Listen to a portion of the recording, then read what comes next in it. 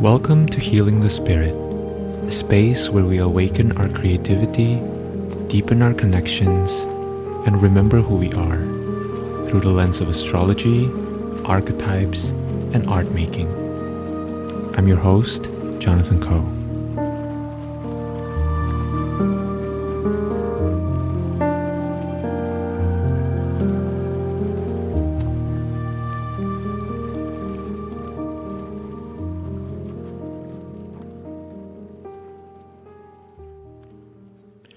Hello everyone, welcome to Healing the Spirit. Welcome to this week's contemplation.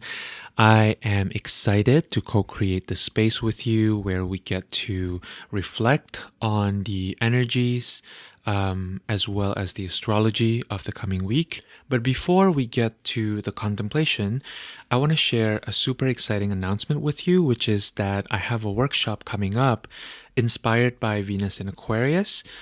For my friend and colleague's container, Kelsey Rose Tort. Kelsey is a beautiful, thought-provoking astrology and human design writer and thinker and practitioner. And I deeply love and admire Kelsey's work. And so when Kelsey asked me to teach a guest workshop, I was super excited. And it's on Venus in Aquarius, which is my natal placement. And it's called Visionary of Love, which is kind of a play on word on Mariah Carey's first single, Vision of Love, which I really love personally. And it's really a workshop where we are going to be unpacking what love means. To me, we really live within a culture that has kind of diluted the experience of love, right? We have been told, we've been educated to see and to appreciate certain kinds of love, certain forms or expressions of love, and not others. And this is something that I've worked through a lot within my own journey and my own path, where I've had to really come to a deep exploration of what love means to me. What does love look like? What are my ethics around love? How do I want to share and how do I want to create containers where love is possible, right? And I think this is a question that all of us as humans deal with. And to be very clear, this is not just about romantic love, right? It's also about platonic love. It's also about collaborations. It's also about love for humanity. It's also about love for yourself. And so if that kind of exploration feels exciting to you, I would love to invite you. It's a 2-hour workshop, doesn't require a whole lot of your time. The investment money-wise is also not terribly significant. It's quite affordable. The workshop will happen on March 8th. It's going to be from 4 to 6 p.m. Eastern Time or 1 to 3 p.m. Pacific time. And yeah, it's going to be really fun. It's going to be hopefully very illuminating. And definitely it's my intention to create a space where you can really ground and you can really come away with a deeper understanding of your own ideas about love and your own experience with love, and to begin the lifelong process of creating your own dictionary and understanding of love, which to me is like, is there anything more delicious than that? I don't think so. Okay, so let's get to the contemplation. My invitation, as always, is for you to make space for your own knowing to come through and to actively read between the lines or listen between the lines here, right? My role is really to share my delineation and my sight around what the symbology of the coming week is kind of bringing up for me. And I hope that helps you in opening up your awareness to what may be relevant for you in your life and in your path. So the first half of the week is pretty quiet. Mind you, On Sunday, the sun entered Pisces. So these are the first few days of Pisces season. And then on Thursday, February 22nd, we have Venus conjoining Mars in Aquarius. On Friday the 23rd, we have Mercury entering Pisces. On Saturday the 24th, we have a full moon in Virgo, and we have Venus in Aquarius squaring Jupiter in Taurus. So when I felt into kind of the overall arc of the week, I kept being shown harvest energy. There's something about this coming week that feels to me is a culmination of some sort, a clarification, a retrospect process. There's something about this week that may be coming up, not originating from this week, but as a result of something that has happened before in the past. And I'm going to talk more about the details of what some of that may be, just from looking at the astrology. But already in listening to this, you might want to pay attention to some of the ways that things that or processes that were kind of started in the past may be coming back, or maybe reaching a critical point, or maybe resolving into a situation or into an arrangement that you didn't previously expect. So let's first talk about Venus meeting up with Mars in Aquarius. This feels pretty big to me as a transit. If you listen to the episode I shared from last week Mars met up with Pluto in Aquarius, and then Venus met up with Pluto. So this was happening separately, right? And that also felt like something got stirred up, probably. Felt like a pretty spicy transit for me, but also probably sobering and probably really clarifying.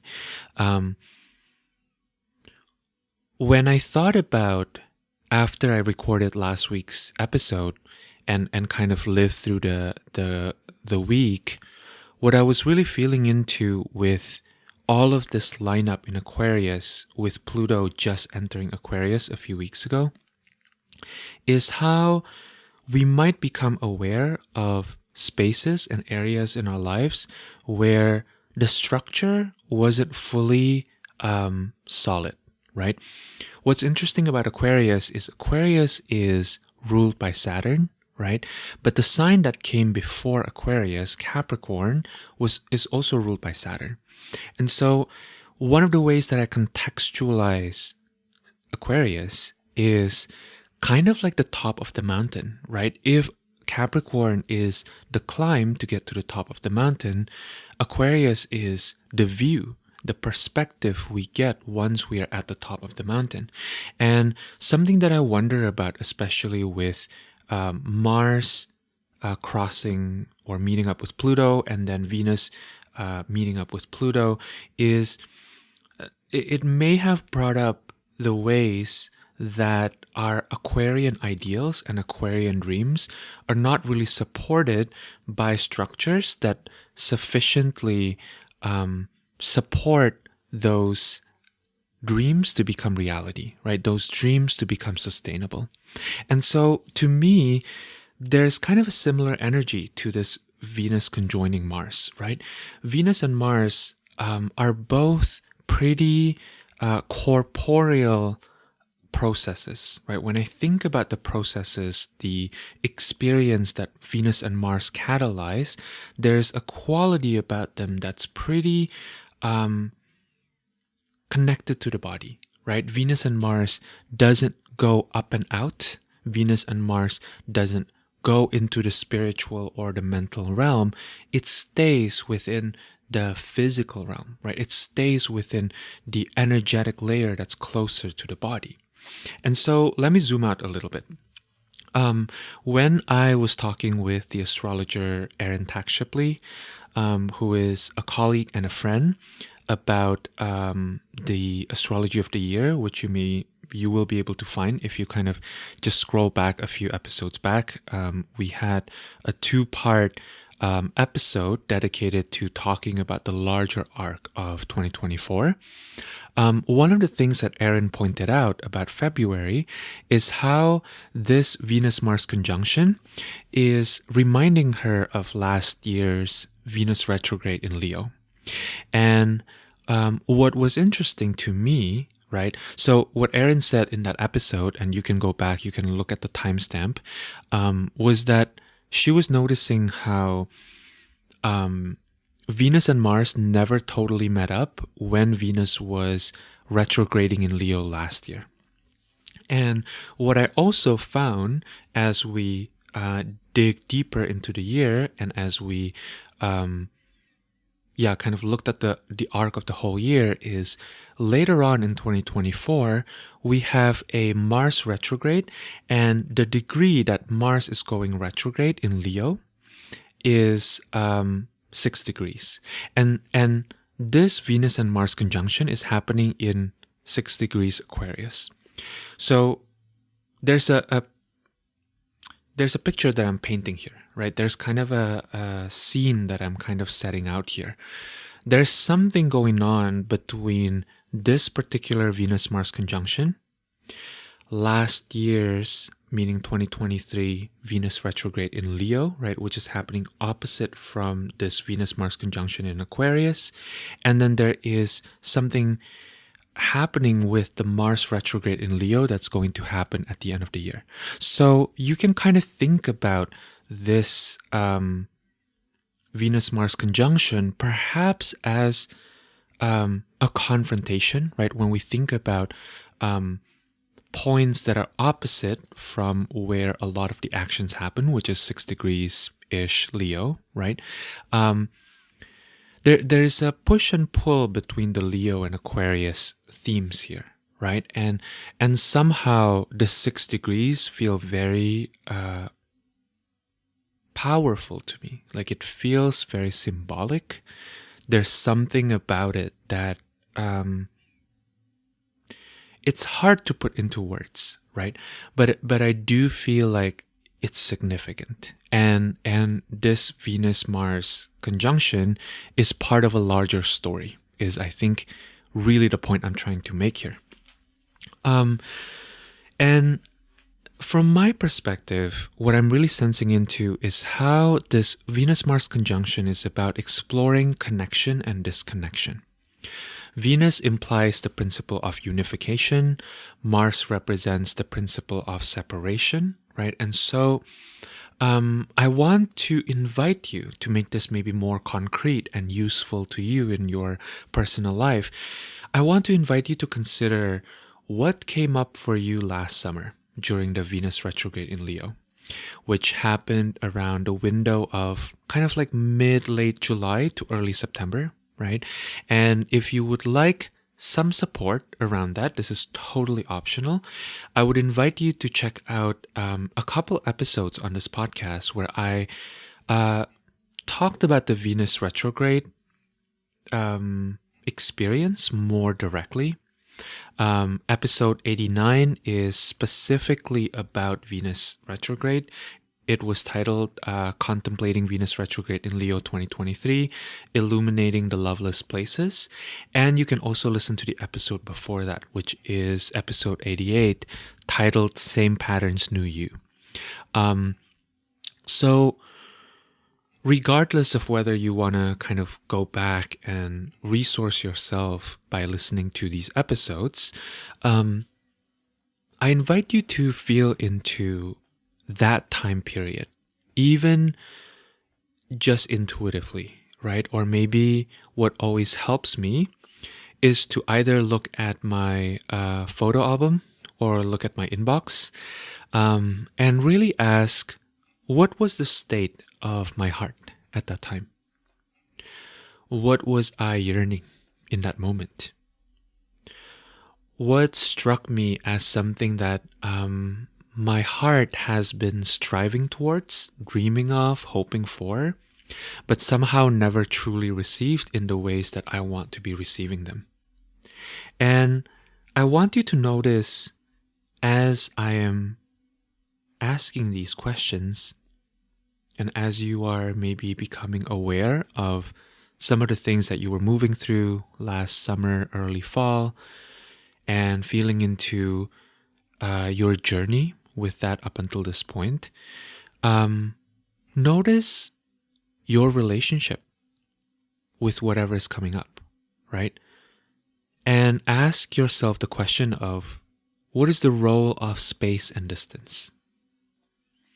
One of the ways that this can come up is maybe thinking about the idea of boundaries, right? And right relationship.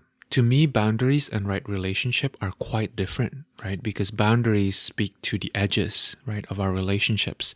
Boundaries speak to the ways in which we perhaps are not available for interaction at all, right? Like if an example of a boundary may be that if someone speaks to me in a way that makes me feel berated, right, or that feels rude, I will put up a boundary to not want to talk to this person anymore, to not want to engage in a conversation with them anymore, right?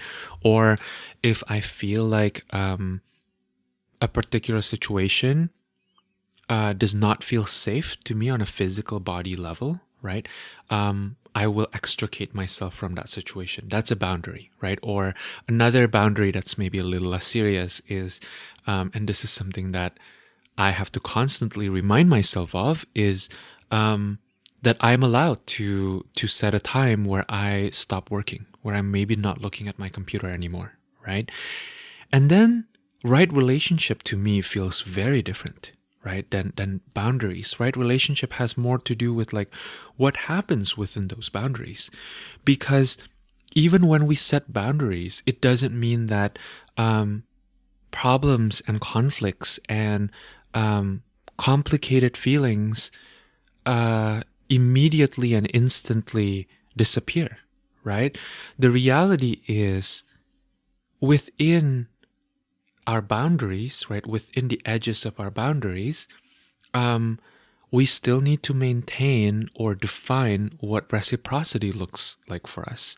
We still need to consider within the context of each relationships that we have, right?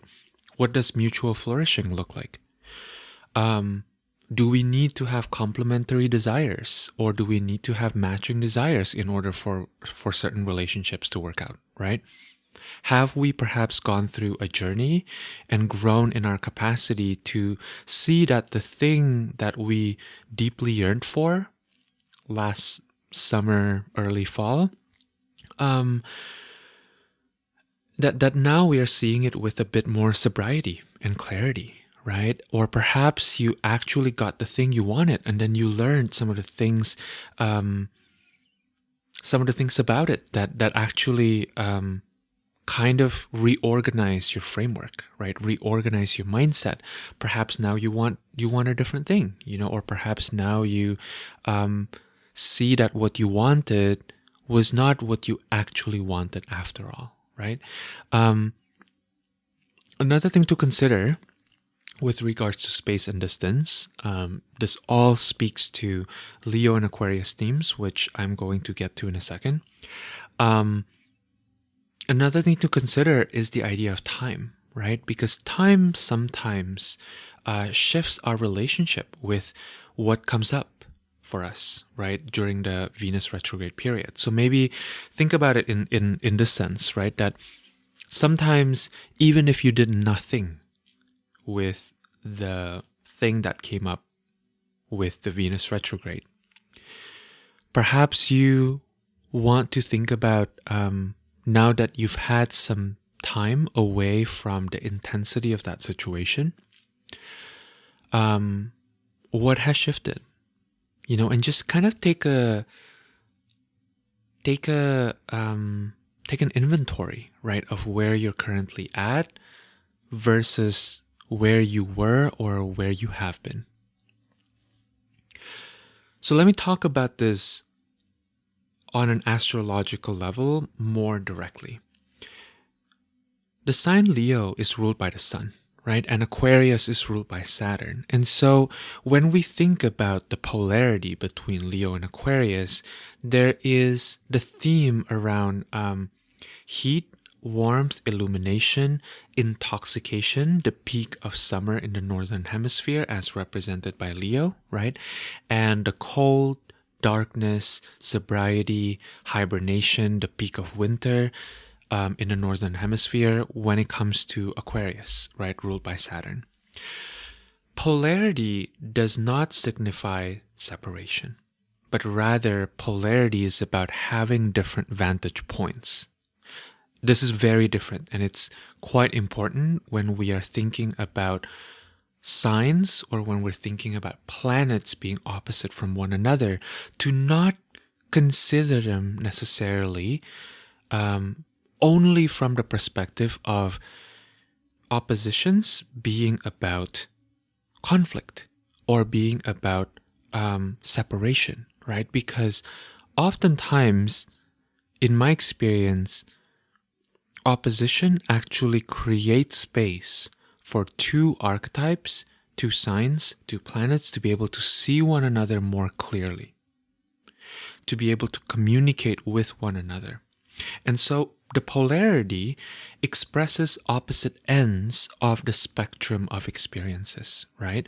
In other words, when we think about light, we can't talk about light without dark. We can't talk about summer without winter. We can't talk about heat without cold, right? There is no center, there is no sun in Leo without the edge and the limits, or Saturn and Aquarius, right? When we think about the perspective of the ancients, the sun is the brightest celestial object in the sky, and Saturn is the furthest planet that can be seen with the eyes, right, at that time, or at least that can be consistently perceived through the naked eyes, right? And so within the realm of relationship, right, to kind of bring it back to relationship, which by the way is not bound to romantic relationships, right? Relationships can also include platonic relationships, it can include collaborations, it can include familial ties, it can include relationship with the human and with the non-human forces. Within the realm of relationship, we are always navigating closeness and healthy distance, right? We are always navigating our agenda versus other people's agenda, because the reality is we as a coherent system of beings, right? Meaning, what I mean by that is when we think about individuals in the modern Western perspective, oftentimes we think about the individual as just being like one thing, right? But in reality, we are less of a solid, kind of one perspective, right? But rather a kind of a collection or a community of different beings that cohere together into this individual, right? That I'm right now calling Jonathan, for example. And so the truth is, we are always navigating some level of communal discussions, right? When it comes to even just talking to ourselves.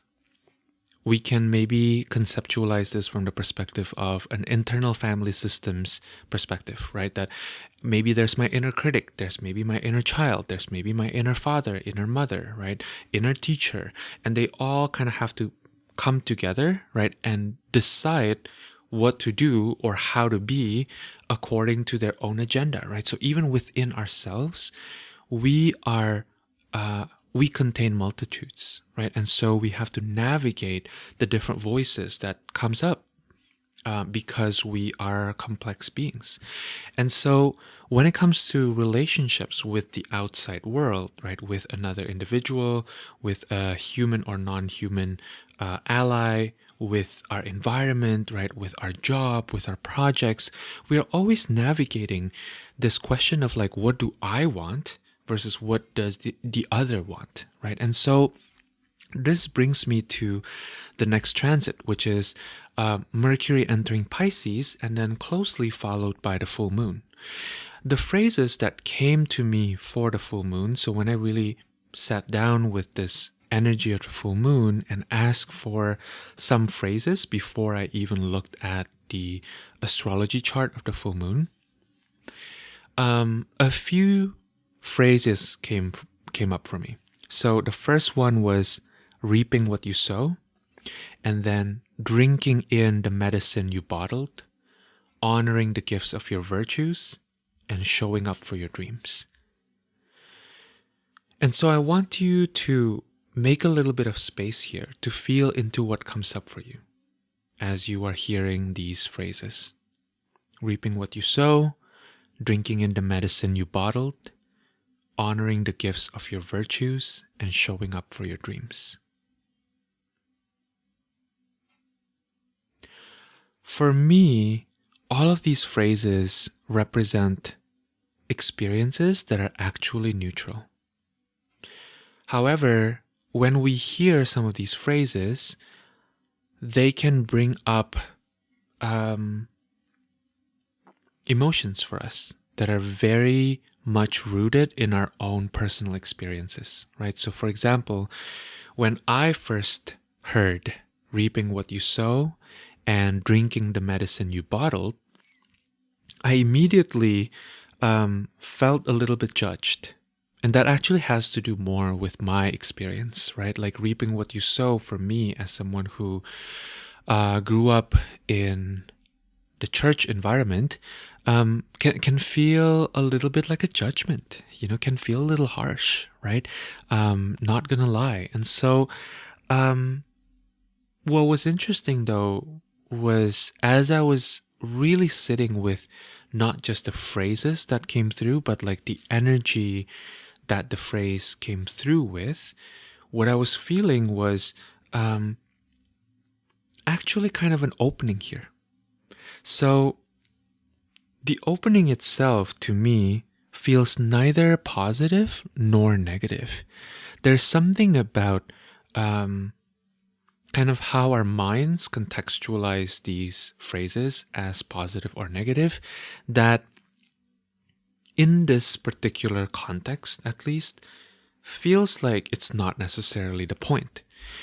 It feels like these phrases are all speaking more to the neutral experience, again, of taking stock of the resources that we've been accruing.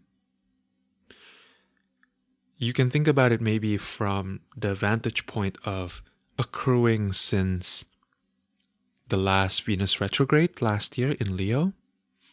Or maybe you can even think about it as like accruing from the new moon in Virgo, which also happened around the same time, by the way.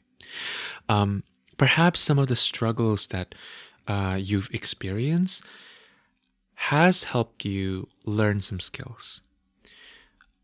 Perhaps some of the experiences that you've been moving through, the relationships that have evolved, have helped you learn a few perspectives that you didn't have before, right? Or maybe shifted you around a little bit. And the invitation here that I personally want to give you is to really celebrate that. I want to invite you to really give yourself the space to value the fact that you've done that work. I want you to have a healthy relationship with your own path, your own development, your own work. Even if that work didn't give you exactly what you were hoping for, even if it didn't pan out to look like how you wanted it to, you still showed up, right? And so this is bringing me into the last of those phrases that came through, which was showing up for your dreams. And again, this is one of those phrasing too that I think needs to be unpacked a little bit, right? Because showing up is about presence. presence is about being with what is. Presence isn't the same as fixing. Presence isn't the same as accomplishing. Presence is not magically turning something into another thing. And so being present with one's dreams is about witnessing, it's about holding, it's about beholding one's dreams.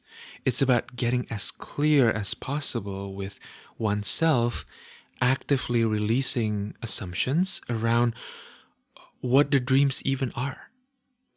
That, to me, this full moon is an invitation to really look at our dreams with fresh eyes, and to maybe even interact with our dreams, to ask our dreams, what do you want me to know? What are you trying to say? Right? There may be dreams that you've had for so long that you just take for granted. Maybe you want to be an astronaut, right? This is kind of I don't know. I don't want to say it's a silly example, because for some of you, maybe that's true. Maybe you do want to be an astronaut, but I'm just going to use myself as an example, thinking about music, right? Like I grew up wanting to be a musician.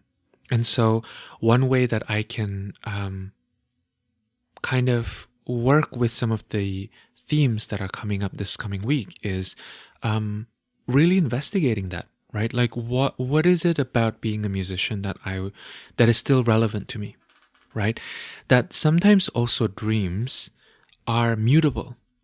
Dreams shapeshift according to our experiences, according to our very unique sets of circumstances, right, that we find ourselves in within this particular time in our lives.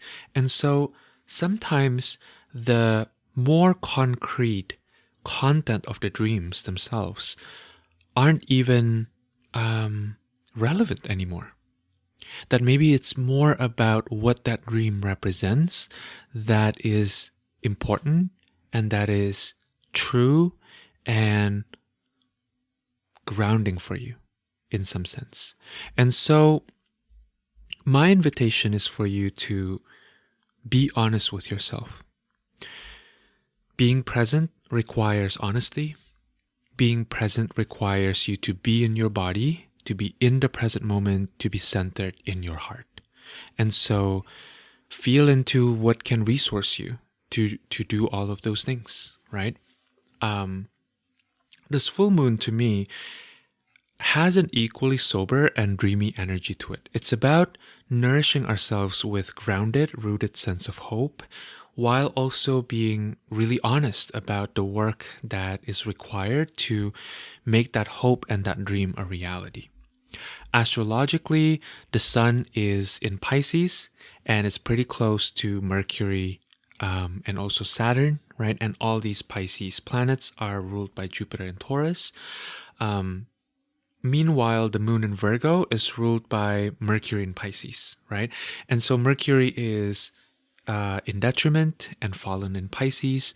Mercury is the trickster, right? That loves the experience of being in detriment and fallen places, right? Mercury is playful, even though kind of the mercurial agenda of getting the messages delivered or kind of encoded properly may get a little lost with this placement, right? But I think overall, this full moon kind of feels to me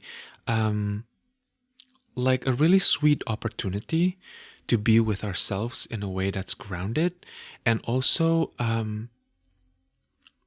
feeling connected and or establishing connection with our unseen support, right? And so there's kind of the both and of being in the body and also connecting to a larger field of vision, of inspiration, of being. All right, that's it from me by way of contemplation. I hope that was helpful. And a couple announcements that I have. One is, as I mentioned earlier, I encourage you to check out the Venus in Aquarius workshop. check out the description of the workshop, see if it resonates, and if it does, I would love to see some of you there. I would love to do this work with you and to facilitate it for you. And the other announcement is my books are open for March. So if you would like to receive a reading, be that astrology or human design or tarot or the I Ching, or do some energy work, I would love to do that with you. And yeah, you can find the links in the show notes below for my sessions. And I would like to be of service for you in your path in whatever ways feel right to you in this moment. All right. Thank you so much for listening in. I appreciate you and your presence. I wish you a beautiful week, and I'm sending you so much love. Thank you so much. Take care.